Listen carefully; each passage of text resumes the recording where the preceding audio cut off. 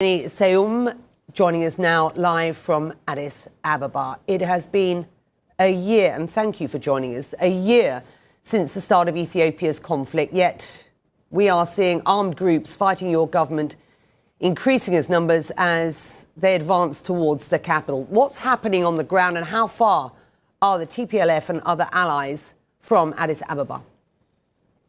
Becky, thank you so much for having me. Before I answer your question, it would be quite disingenuous of me to respond to your question without first addressing the big elephant in the room. And it's important for me to share with you, as well as your global audience, that Ethiopians, a majority of Ethiopians in Ethiopia as well as abroad, strongly feel that CNN has covered the conflict over the past year in a manner that is highly biased and detached from context. And a recent example is the hysteria that CNN had caused last week as if Addis Ababa was under siege, sending a global message that the city is about to go down. And we have often shared that it seems Ethiopia is undergoing what seems like a coordinated media campaign to tarnish the image of the country, to tarnish the image of the Prime Minister and his administration. And media outlets like CNN, New York Times, Washington Post, and Reuters in particular, as well as others, have often chosen to carry an overly negative and skewed narrative, missing important nuances. And I reiterate this to you because I also heard the opening lines, which really takes away or is devoid of assigning the actual blame where it is, assigning the blame to the TPLF that initiated this conflict. And they have also given testimony and confessed that they're the ones that attacked the Northern Command of the National Defense Forces. Right. So I think it's important. Let me respond to your words, because I've given you a chance to say your bit. Our work, our reporting was conducted carefully and methodically by CNN's highly experienced team in the region and elsewhere. We stand by its findings as well as the language used in our reporting, which we believe is fully justified. Here's a question to you. There are a number of media organizations, including CNN, currently in Ethiopia, who are not being allowed to report, not being granted accreditation from the government. What is the reason for that? And why? Why, if you want the story told, are you not allowing those organizations, including CNN, to try to do their work? That is a disinformation that is being perpetrated, Becky. And I dare say this because I also deal directly with some of the media. Hold on. We wanted to have what is disinformation? We have a team trying to get to work on the ground. Hang on, but don't accuse us of disinformation. Are you suggesting that we don't have a team that's trying to report on the ground? With respect.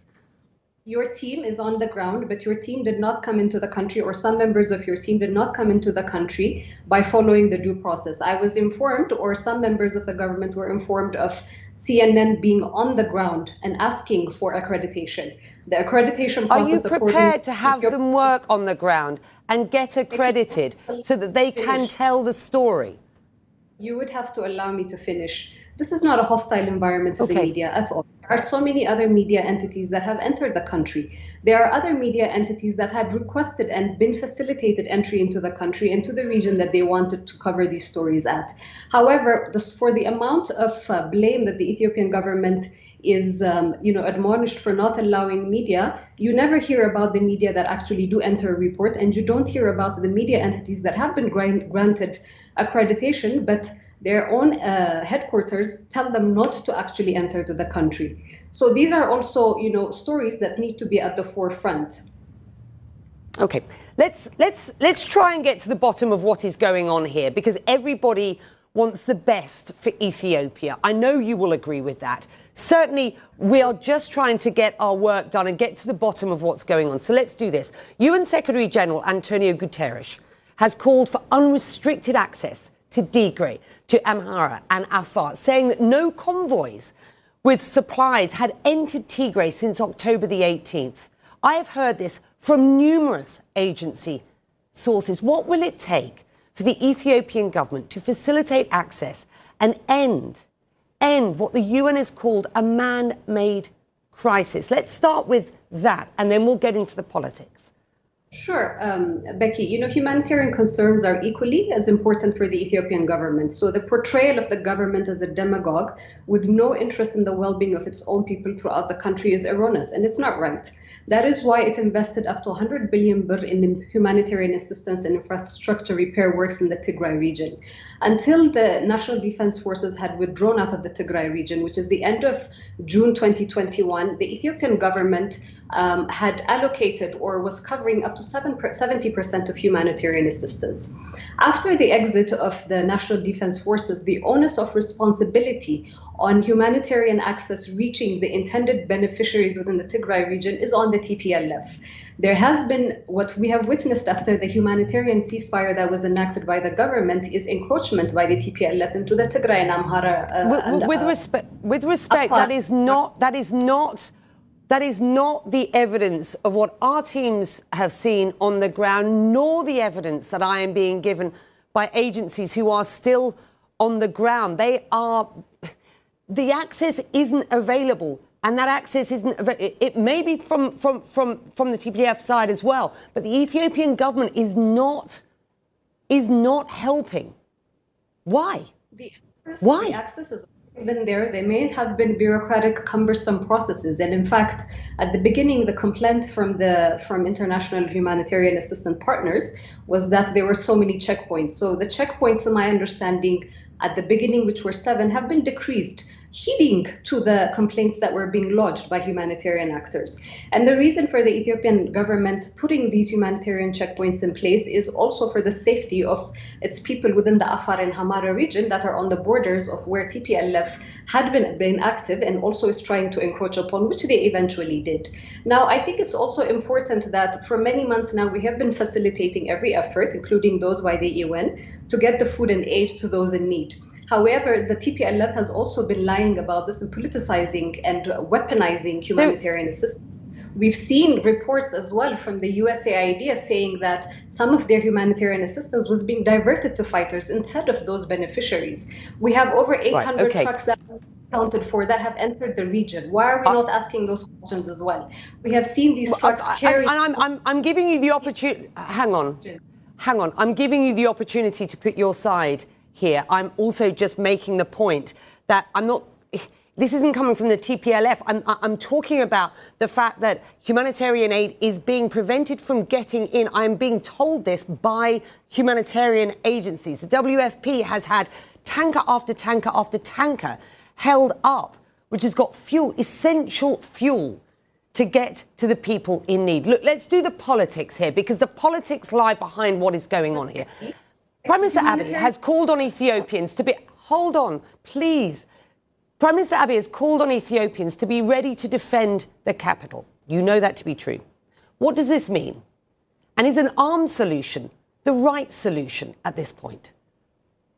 Okay, so the Prime Minister calling upon the Ethiopian people to defend their city, to defend their communities, to defend their country is supplanting or supporting the government's responsibility and constitutionally mandated responsibility to thwart off any attacks, any terrorist attacks. As you know, the TPLF and their partners have been deemed or designated by the House of People's Representatives in an Ethiopian constitutionally clear process, designated as terrorist organizations. So you are seeing the rhetoric coming from the other side saying we're going to take over Addis Ababa, there's going to be a siege of the capital. With all this narrative building up, it's important for everybody to be aware and to be alert. So this is not necessarily from the Prime Minister to arm everybody and descend into civil chaos, but this is about being vigilant in their communities that this kind of threat, which is being overtly declared by the TPLF, is upon us. The Prime Minister also said, and I quote him here, "We will bury this enemy with our blood and bones and make the glory of Ethiopia high again," calling on citizens to take up arms and, quote, bury the terrorist TPLF. This is very heavy rhetoric from a leader. And it doesn't sound from that as if there is any room for the Ethiopian government to talk to the TPLF. Look, Facebook removed the Prime Minister's post. How can Ethiopia unite under this current Prime Minister when he continues to use language inciting violence against particular ethnic groups? That is the perspective and the perspective of CNN. The Ethiopian government ran the first I've just quoted what the Prime Minister said in a Facebook post that was then removed by Facebook for inciting violence. You need to let me explain. You need to let me explain. Okay. We are testing the removal of this post by Facebook because we do not feel that it is as alarmist as Facebook has. Now, there's other context for these global corporations and global entities working in social... What part of that post do you not see as alarmist? Do you not see as Can I finish? insightful? Can I finish? It's very I'm hard asking you. I am literally asking you a very simple question there. The nuances of the Amharic language. The Prime Minister is not asking people to go and attack their counterparts and their brothers and sisters. There has been a clear pathway from the Prime Minister from the beginning that he came to the administration, asking for peace, asking for unity throughout the country. There have been several attempts by the TPLF and the war drums that have been beating up before the November 2020 altercation. Through all of that, the federal government, championed and spearheaded by the Prime Minister, has been very clear that we did not want this to descend into where it is right now. So calling upon the Ethiopian people to defend themselves, calling upon the Ethiopian people to protect themselves should not be seen in that negative light. Some nuances within the Amharic language maybe or easily, if you're splitting hair, can be taken to mean other things, but there is no clear call for violence on each other. What the Prime Minister and the government, the federal government of Ethiopia are asking is for all to be vigilant that the threat of TPLF is there because they are saying they want to take over, they want to attempt a coup, and they want to topple a government, a legitimately elected government, if I may say so. Right, but Beleni, I think you know what was written in that post was unequivocal. Look, Prime Minister Abiy described war, and I quote him here, as the epitome of hell during his acceptance speech for the Nobel Peace Prize. Now he is presiding over a protracted civil war, effectively. And by the way, how concerned are you that this is going to get worse and this will ultimately become a civil war? Perhaps we're not there yet. But it looks as if we could be. What will it take to stop this? That is not true. So again, facts and the way that the narrative is being shaped by your media as well is important because that's not the case. The Prime Minister So how would you describe it? By the Constitution to thwart off any attacks on the state, on the integrity of the state as well. The Constitution, if you're willing to go through it, declares that and puts that as a responsibility mandated on the Prime Minister. The TPLF is an organ that has been designated by our House of People's Representatives as a terrorist organization. If the TPLF, if you remember in end of June 2021, when there was a unilateral humanitarian ceasefire that was enacted, the opportunity for peace was there. The opportunity, this unilateral ceasefire that was taken by the government was paying heed to the suffering of our own people. And we need to also acknowledge that the people of Tigray are our own people as well. So heeding to the pains that they are undergoing because of the criminal tendencies and the power grab that is being pushed by a small criminal enterprise and a small clique, acknowledging that the unilateral humanitarian ceasefire was considered a joke by TPLF, and what you saw them is encroaching into two other regions, looting properties, destructing properties, killing civilians, raping women and children as well. So this needs to be thwarted. He has a responsibility to. And I'm giving you I am giving you the opportunity to put your side to us today and to our viewers, of course. And it's been a long time that we've been hoping to have this conversation, and so I'm glad that you've been prepared to come on the show today and have this discussion. As you rightly point out, Tigrayans are Ethiopians. So since the state of emergency has been imposed, witnesses tell CNN that Tigrayans are being ethnically targeted and arrested by authorities. Ethiopia's state-appointed Human Rights Commission says the arrests are happening on reasonable grounds as the detainees are suspected of collaborating with terrorist groups. Is there any proof of that? I mean, this is a state of emergency was something that was enacted last week. So I would need to get further details in terms of the way that it is being implemented. But the enactment of the state of emergency is not to target any particular person based on the identity that they're aligned to. The state of emergency is put in place to protect the Ethiopian people, to protect the residents of Addis Ababa, who have been told with very, very fierce rhetoric coming from the TPLF that we are going to siege or we're going to come into Addis Ababa. So it's important for the state of emergency to put in place a mechanism that anybody that is trying to threaten the stability or the peace that is within the capital city is thoroughly addressed as well. So the details that you're asking for, this is something that's still in the pipeline. I may come back to you at another point. Well, the government has declared a state of emergency, reflecting the rapid escalation of this conflict that ultimately threatens to tear apart Ethiopia and further destabilize the Horn of Africa. Your government has urged foreign powers to stand with Ethiopia's democracy. You do not have the support of Washington, for example, which just this week accused Ethiopia of gross human rights breaches and said that it planned to remove the country from an important trade pact. What's the government's message to Washington? Who are you speaking to here? And just describe how you feel about the response from the international community at this point. I mean, Becky, let me just backtrack a little bit and address something that you had said. This is not the first time that a state of emergency has been enacted within the country, so we shouldn't use this particular point to exaggerate things more than that they are and to create an alarmist environment, because that's what a lot of international media have created. Going to your second question, the engagement with the US is still constructive. We look for a very constructive engagement. The US, the United States, has been a strong ally of Ethiopia for a very long time, and Ethiopia has also been a bastion of stability within the region. And they have described Ethiopia as an important partner, but that partner is not a constructive partner anymore. I spoke to Samantha Power about this just yesterday. Just yesterday, you lose the support of Washington. You lose the incredibly important trade pact that's there. Officials are sanctioned. What sort of impact will that have on Ethiopia's economy with respect and the people of Ethiopia? And isn't it time to push for a ceasefire and to sort this thing out? Your response? Becky, the humanitarian ceasefire was already in place. Remember, the TPLF brandished it as a joke. So I'm not entirely sure what you're talking about further other than that. With regards to the US, there is constructive engagement that we're looking for. And this constructive engagement needs to be rooted in the context and understanding of the complexity of what's unfolding. The same with the international community.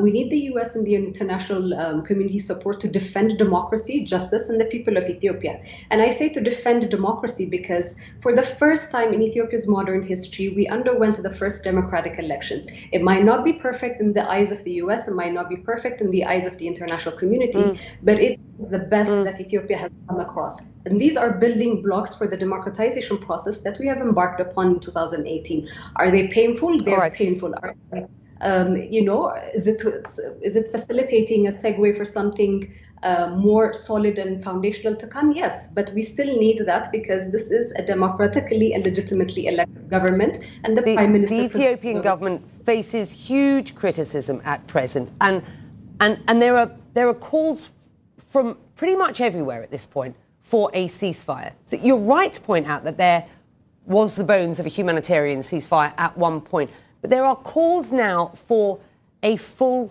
ceasefire. Briefly, tell me, what do you expect will happen next at this point? You know, this is something that Ethiopia has been preparing for in terms of facilitating a peaceful conclusion to this, really troublesome chapter. Ethiopia remains committed to enabling an all-inclusive national dialogue that is aimed at addressing all political contestations. And the institutions and processes that are being laid out for that national dialogue to take place, and such details will emerge accordingly. But we believe that this process needs to be Ethiopian in form, and in this nature, will produce positive results for attaining stability and peace. This all-inclusive national dialogue is something in the pipeline. With that, we will leave it there. We have been pushing to speak to the Prime Minister. I've wanted to get the Ethiopian government's perspective now for some time. I do appreciate your time today. It's important that we have this discussion. I would like to speak to the Prime Minister. So that invitation is there. If you would like to, please take that to him.